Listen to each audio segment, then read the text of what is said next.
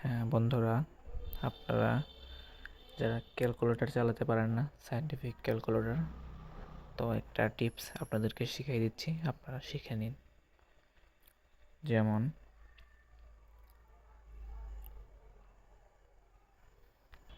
এই যে বন্ধুরা দেখতে পাচ্ছেন এখানে 1√3 আছে।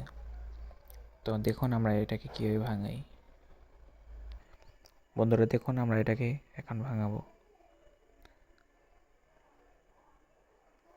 √1√3 সমান সমান 3। এই দেখুন দেখতে পাচ্ছেন, এটি আমাদের অ্যান্সার।